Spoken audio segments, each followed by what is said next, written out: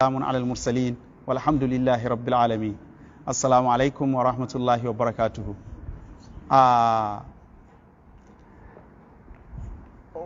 Wani abu ya faru a ƙasanmu wanda ya sa nake son ɗan yi muƙaddima kafin fara karatunmu na yau.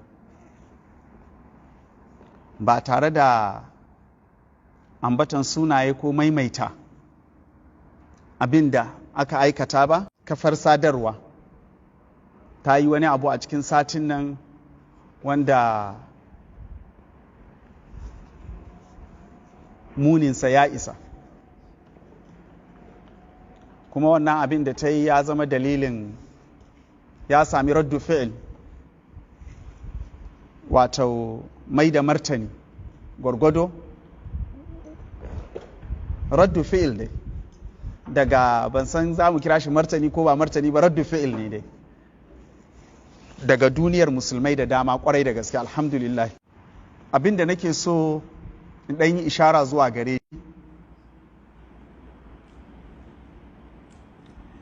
a musulmi, Allah subhanahu wa ta'ala bai yi shi don ya zama kullum munfa'il da ahdath ba, ya kamata ya zama fa'il ne. Kila wannan yana cikin ma'anonin khalifa. Khilafa daga cikin ma'anonanta shine mu zama mu muke taujihin tunanin ɗan adam, ba wai kawai khilafa yana cikin misali kere-kere ko jagorancin siyasa ko kaza, a'a shi kan shi tunanin ma suwa suke sana'anta tunanin ɗan adam. Duk wanda ya fi kusa da Allah, wanda ya fi kusa da manzan Allah sallallahu alaihi wasallam, wanda yake kan manhajin na ƙwarai, to ya kamata ya zama shi yake sana'anta, yake taujihin tunanin ɗan adam. Amma waƙi'in da yake faruwa a duniyar mu mun sani gaba ɗaya saɓanin haka ne. Wasu ke sana'anta tunani, suke sana'anta ahdath, mu mun zama munfa'ilun. Wannan abu da ya faru yana da asbab, wato yana da dalilai. Akwai dalilai na cikin da'irar musulunci, akwai dalilai na waje. Dalilai na cikin da'irar musulunci nan akwai mubashira, akwai gairu mubashira, wata akwai dalilai wanda suke kai tsaye suke bayuwa zuwa ga irin wannan abin. Akwai dalilan da ba kai tsaye ba ne, misali kamar tanahur, rarraban al'umman musulmi, rauninsu, kaucewansu daga fitra, uququl fitra da makamanta waɗannan. Wannan duka dalilai ne wanda za a iya cewa ba mubashira ba, amma akwai dalilai mubashira. Menene dalilai mubashira? Abinda Bahaushe ke cewa sai bango ya tsage kadangare ke samun wurin shiga. Idan ya zama musulmi da kansa zai iya magana cikin janabin sayyidina Rasulullahi sallallahu alaihi wasallam, ya ce manzo Allah sallallahu alaihi wasallama a bakinsa mutum ne kaman kowa. Idan ya zama musulmi zai faɗi wannan, to tiki nawa kake gani tsakanin faɗin wannan da kamanta manzo Allah sallallahu alaihi wasallam da ɗaya daga cikin mutane? Akwai tazara? Babu tazara. Saboda haka ashe akwai laifin al'umman musulmi, wasu daga cikin al'umman musulmi, wanda kuma wannan maganan ba ina yi ne don nuna yatsa ga wata ta'ifa mu'ayyana ba. Domin wannan tasawur din na ganin sayyidina Rasulullah sallallahu alaihi wasallam mutum kaman kowa zai yi, na'am akwai wasu wanda aka san suna yawan faɗin haka, amma kuma madiyya ma ta zamani shi ma dalili ne. Sannan a da'ira muwajiha ga wannan, watan wanda take saɓani da wannan, su ma ana samun wasu nabita na so wanda su kuma suke fifita wasu bayan Allah har akan janabin manzon Allah sallallahu alaihi wa alihi wasallam, ko da da'awan wasu sun riski wasu manazil ne da wasu basu riska ba, ko sun riski wasu abubuwa ne da wasu basu sani ba, yasa suke ganin cewa za su iya fifita wani akan janabin manzon Allah sallallahu alaihi wa alihi wasallam. To kaga duka wannan dalilai ne da su da wasunsu wanda su suke haifar da al'umma ta sami kanta a halin da ta sami kanta. Daga cikin da'irar musulunci ana samun wanda zai bakin shi zai zurme ya ce maka sayyidina rasulullah sallallahu alaihi wasallam ba shi da albarka, wal iyadu billah wal iyadu billah wal iyadu billah. Ana samun masu faɗa ko saboda jahilci da makamantan waɗannan abubuwan. Su sahabban manzan Allah sallallahu alaihi wasallam suna neman albarkan ƙasar da manzan Allah sallallahu alaihi wasallam ya taka, da kwanan da manzan Allah sallallahu alaihi wasallam ya sa bakinsa, da bargon da manzan Allah sallallahu alaihi wasallam ya yafa.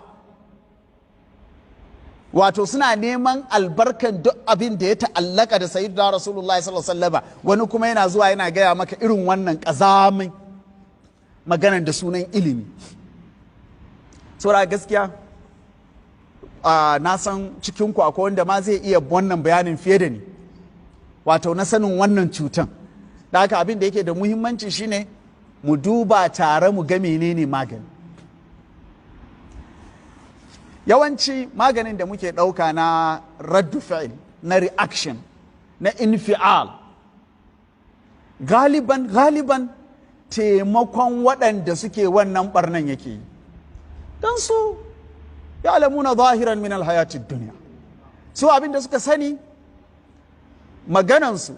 Wani malamin yana cewa madiyar zamani ta kai yana kwatanta ta, yake cewa kwatankwacinta idan ka yi ma mutum ba daidai ba, kai masa kuskure, sai ka ce ya haƙuri dan Allah, sai ya ce maka wannan ya haƙuri dan Allah a wani banki zan withdrawing ɗinsa, cek ɗin wani banki ne, ban san ko an fahimta ba, cek ɗin wani banki ne. Ƙara tallatawa ne, kuma akwai fudul a cikin wasu mutane saboda raunin imani. Idan aka ce kaza faru zai ce bari shi ma ya je klikin ya gani. To duk klikin da za ka yi, ina zaton duk sacin da za ka yi, duk shiga da za ka yi ka ga wannan abin, to ina zaton ƙara musu wasu kwabbai kake yi,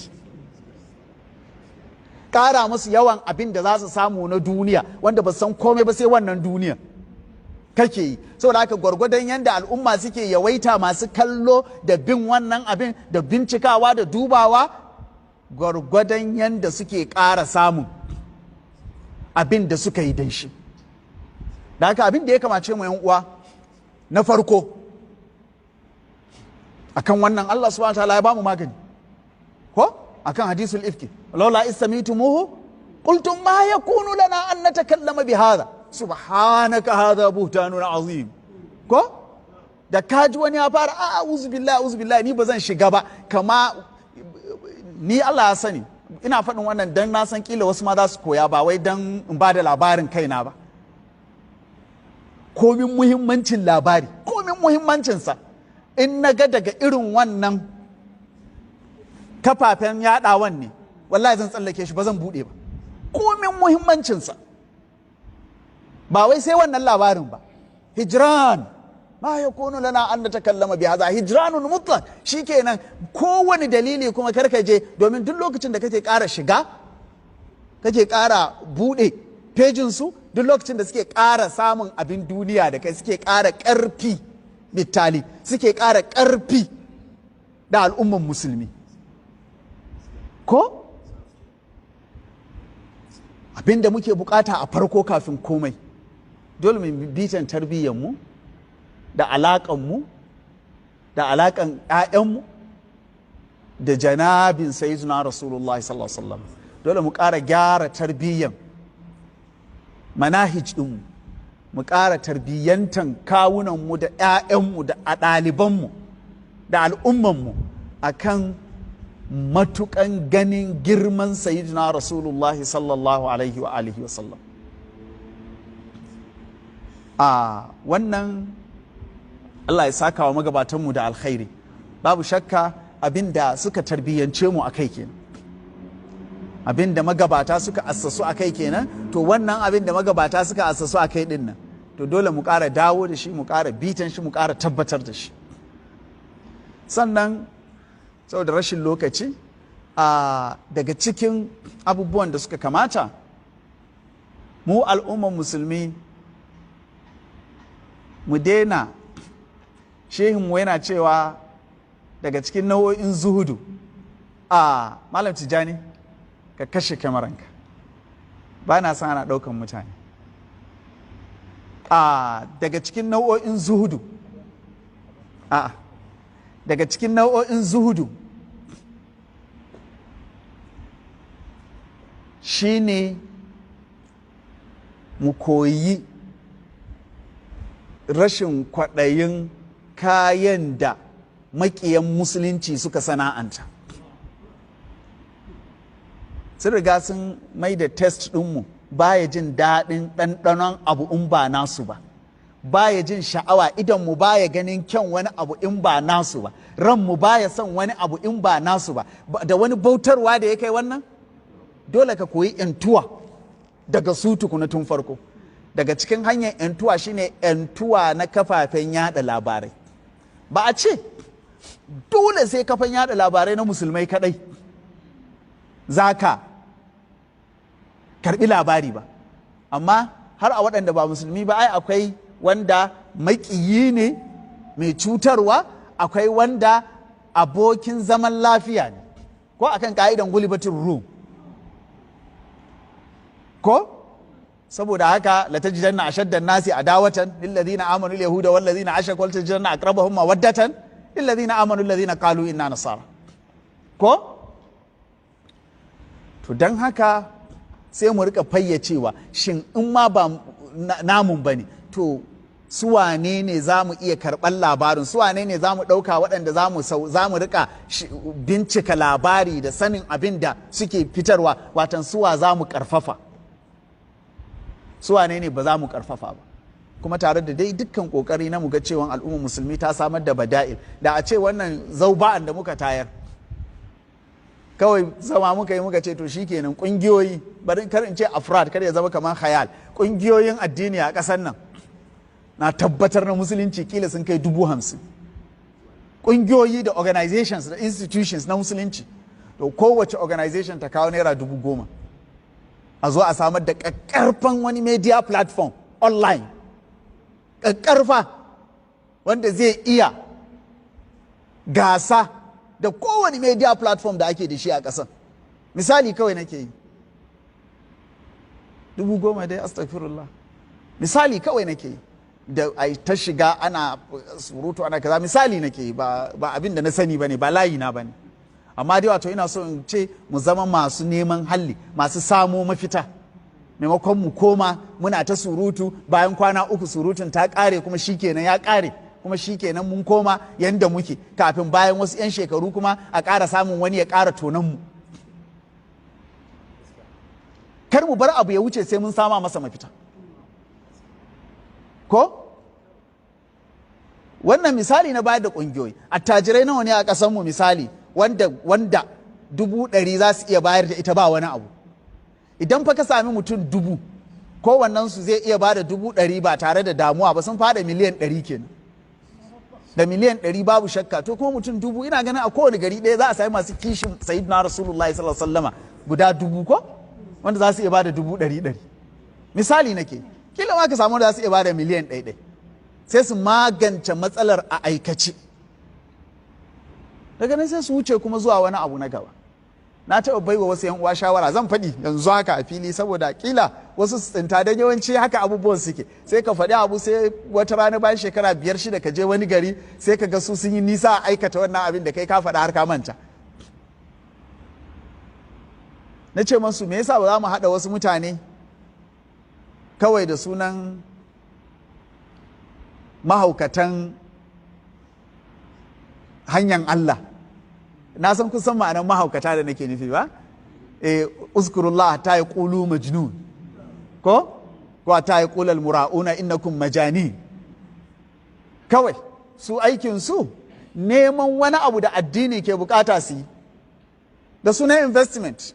In ka sami misali mutum 100 wanda suna shirya kowa ya saka miliyan 1 ko 5 a matsayin investment, jari ne, hannun jari za su saka ga wata matsala, an lura al'ummar musulmi a ƙasar nan suna da lalura na asibiti, muna da masana a wannan fannin, muna da likitoci, muna da masana, muna da kaza, mu zo mu tsara kamar yadda ake tsara kowane kasuwanci, ba wai a yi shi ta jazba ba, kamar yadda ake tsara komai da nagarta sosai, a sami oke to ko waɗannan mutum miliyan, mutum 1000 wanda suka baiwa Allah kansu, ko mutum 100 ko 200, ko wannan ku ya sai hannun jari a ciki, in ya miƙe falillahi alhamdu, in bai miƙe ba ma dama dai su za su so ya miƙe saboda nagartan abin, ba don wai suna son wani abu ya dawo musu ba.